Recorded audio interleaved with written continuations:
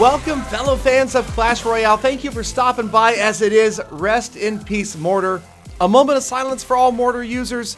Okay, that's long enough. Yes, as you guys know, the last update saw a huge nerf to the Mortar, and apparently a few people didn't get the memo or thought maybe they could still get it to work anyway. But I have to say, the usage rates of the Mortar have plummeted. We do not see that many anymore at all, but apparently a few players didn't get the memo and are still trying it out, despite the fact that its damage was decreased and its deployment time was increased to a furiously long 5 seconds. That is just way too long to wait, obviously going the same route as the Expo. Look at that. Look at the timer count on that thing. Takes forever for that to get deployed, giving the opponent a great chance to counter it. Easily countered now, just absolutely wiped out. Personally, I would love to see the Mortar changed and the Expo changed, especially if you now see the usage of the Royal Giant being so popular. Why not change the Expo and the Mortar to be more of a defensive building and allow players to use it? Maybe it deploys faster, but it has a shorter range. I don't know. I don't know if the usage stats of... Wow, Austin just 3-crowned that guy. If the usage stats of the Royal Giant are dominant enough to merit something else needing to come in to help counter the Royal Giant, because I really like the idea of balancing, of not just necessarily nerfing a card. If a card is doing too well, I don't like to necessarily just straight out nerf it, even like they did the Mortar. I like to see a balance coming from other cards that would help make that card a little bit less overpowered. Now, so that is kind of a conflict in interest. Nerf the Mortar, don't nerf the Royal Giant. I don't know. I will let you guys decide. Really, it comes down to public opinion. What you guys talk about, what you guys complain about, or what you want to see or don't want to see in the game. A lot of it happens, I have to tell you, and a lot of it is based upon numbers. If a card is being overused or underused, or is winning a lot of battles, or losing a lot of battles, that is something that Supercell can look at. Obviously, Supercell has their supercomputers over there, and they're able to see out of these millions and millions of battles that happen every single day, they can see not only which cards are being used, but they can see what the win percentage is for each card. There's probably all sorts of statistics they also see. Are they 2-1, 2-0, 3-1, 3-0? How long do the battles take? How many hit points do the players take off of the other towers? How dominant was the victory? What other cards it's used in combination with? And all of these things can be taken into consideration when they go to balance an update in the future. So right here, Duper X dropping the Mortar in kind of an unusual spot, a little bit further back. Looks like it's trying to take out that elixir collector there. Didn't work out once again. The slow deployment time just making it almost an impossible to use card, which really is a shame. You hate to see any card in the game that is just going to sit there and not be used at all.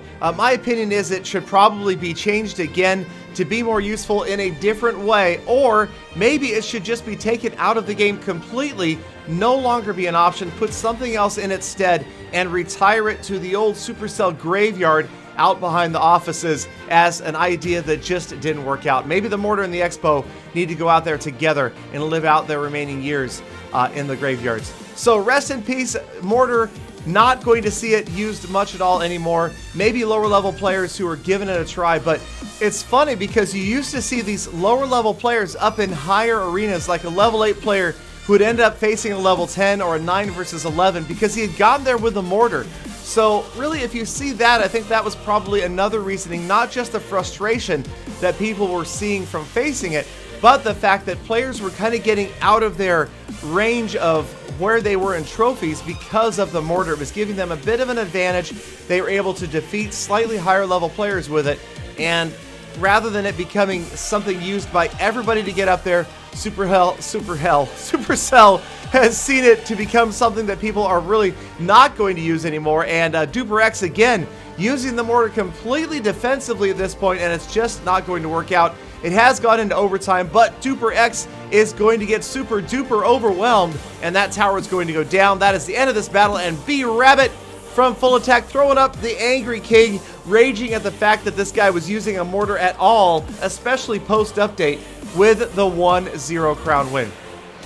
So let's go into another replay, and sure enough, B-Rabbit, I don't know, man, that name or something, he's attracting all of these guys that are using the mortar, and we've got Boom Shakalaka. I gotta admit, I like the name. Love your name, Boom Shakalaka, but maybe not your choice of the card usage.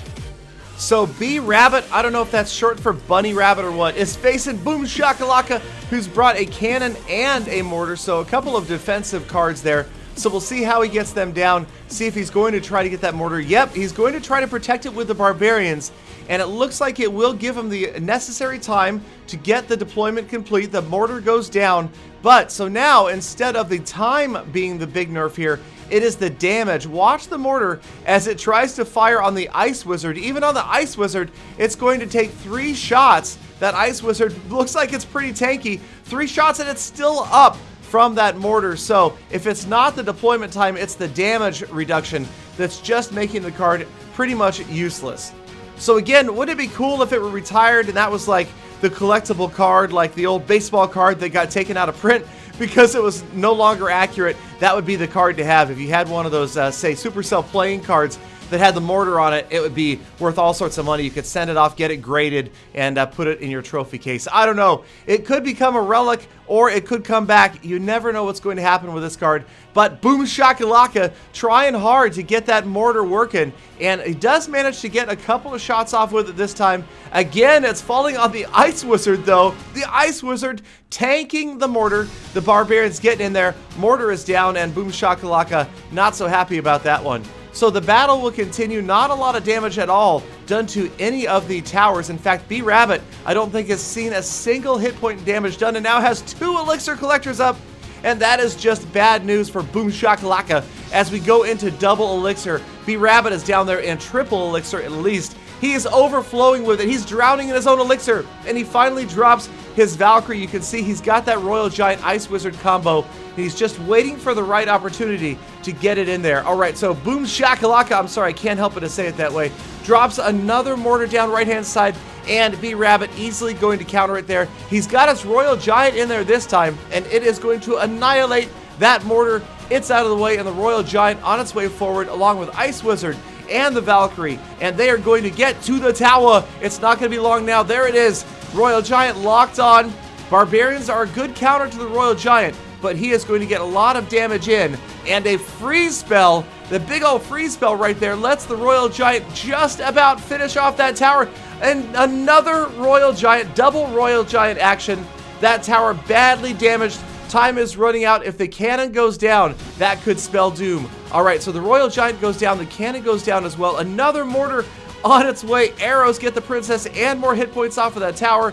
Minion Horde trying to protect the mortar. The mortar's going to work once again, but again, it is just not that powerful. The damage and deployment time nerf have made this card sadly unusable. So Boom Shakalaka now finally getting the memo that it's just not going to work out for him. He is in overtime. The Royal Giant is moving on. There it goes. After the cannon goes down, this time the Royal Giant should finish off the tower. That's going to do it. Here it comes. One shot, and the tower is history. B-Rabbit with another victory over a mortar user.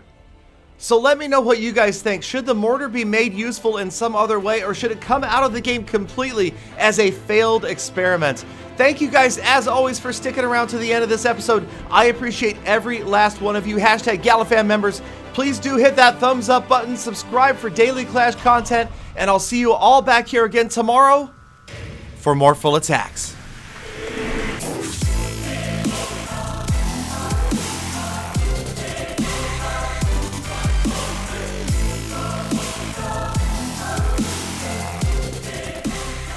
Galadon. Just 1 second, Peter. You know what? I just wanted to show this because I know you guys don't necessarily want to see super magical chest openings polluting all of my videos, but I had this amazing run of luck the other day when I was opening super magical chests. I opened 4, and out of 4, I got 3 legendary cards. 3 out of 4 chests, that's crazy. 75% of my chests ended up having a legendary inside.